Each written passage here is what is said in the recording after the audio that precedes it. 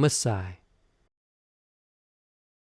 In the Torah portion of Masei, we read about the death of Aharon, the accidental murderer, the cities of refuge, the blood avenger, and the death of the high priest.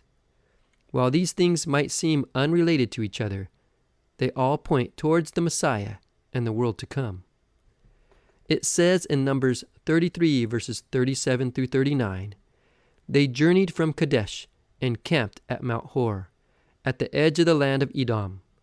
Then Aharon the priest went up to Mount Hor at the command of the Lord, and died there in the 40th year after the sons of Israel had come from the land of Egypt, on the first day in the 5th month. Aharon was 123 years old when he died on Mount Hor." This is the second time we hear of Aharon's death, and we are given the additional detail of the day and the month in which he died.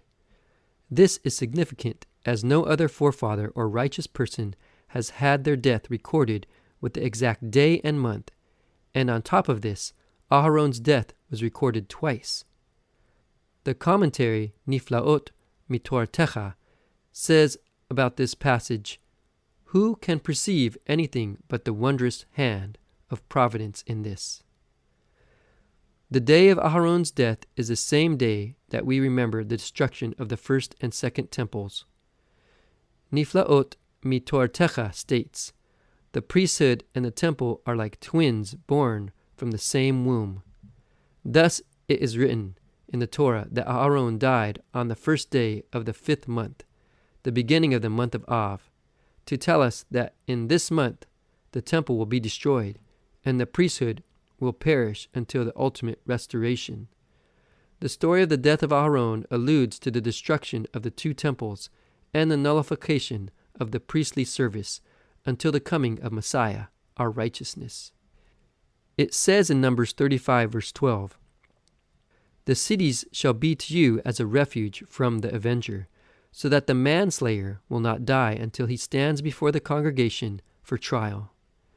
The cities of refuge built off the idea of a blood avenger, the next of kin of the one who was murdered, who will take revenge on the murderer.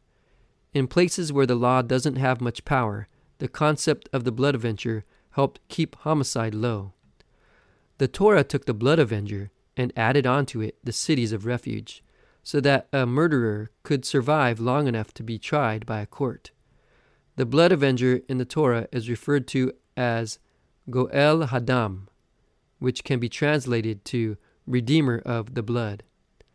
The fact that the blood avenger wasn't completely abolished in the Torah indicates that vengeance is part of the biblical concept of redemption. When the murderer came to the city of refuge, they would be tried in court. If they were found guilty of intentional murder, they would be handed over to the avenger. If it was found that they had accidentally murdered someone, they could gain permanent safety within the city of refuge. Then it says in Numbers 35, verses 26 through 28, "But if the manslayer at any time goes beyond the border of his city of refuge to which he may flee, the blood avenger finds him outside the border of his city of refuge, and the blood avenger kills the manslayer, he will not be guilty of blood, because he should have remained in his city of refuge." This passage can be related to the Messiah. Messiah gives us a city of refuge from the consequences of our sin. We are pursued by these consequences like a blood avenger, and eventually death will come to us. Then the Messiah will grant us a different asylum within the grace of God, and as long as we remain within that grace, we will not have to fear the one who seeks to ruin us. It says in Numbers 35 verse 19, "The blood avenger himself shall put the murderer to death. He shall put him to death when he meets him." The Messiah is the Redeemer of Israel, just as Moshe, the first Redeemer, was a part in the deaths of Israel's prosecutors. So too the second Redeemer will come again and take the lives of those who have spilled Jewish blood.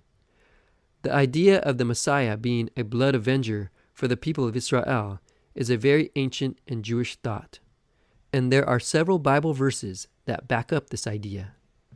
Psalms 9 verse 13 talks about the blood avenger when it says, "He who requires blood remembers them. He does not forget the cry of the afflicted." Revelation 6 verse 10 through 11 talks about the souls of the martyrs crying out for vengeance. "How long, O Lord, holy and true, will you refrain from judging and avenging our blood on those who dwell on the earth?" And they were told that they should rest for a little while longer, until the number of their fellow servants and their brethren, who were to be killed even as they had been, would be completed also. Psalm 79 verse 10 says, "Why should the nations say, 'Where is their God?' Let there be known among the nations in our sight, vengeance for the blood of your servants which has been shed." It also says in Isaiah 63 verse 3 through 4, "I have trodden the wine trough alone, and from the peoples there was no man with me. I also trod them in my anger, and trampled them in my wrath, and their lifeblood is sprinkled on my garments, and I stained all my raiment, for the day of vengeance was in my heart, and my year of redemption has come." In Deuteronomy 32 verse 35, God says, "Vengeance is mine, and retribution." Finally, it says in Isaiah 35 verse 4, "Take courage, fear not. Behold, your God will come with vengeance. The recompense of God will come, but he will save you." It says in Numbers 35 verse 28, "He should have remained in his city of refuge until the death of the high priest. But after the death of the high priest, the manslayer shall return to the land of his possession." The death of the high priest negates the claim of the blood avenger and allows those in the city of refuge to go back home. One explanation for this chain of events is that the life of the high priest is taken instead of the life of the guilty. You could even say that the death of the high priest pay off the debt of the man's sin. This is exactly what we and the first disciples of Yeshua believed, that the death of our heavenly high priest erased the debt of our sin.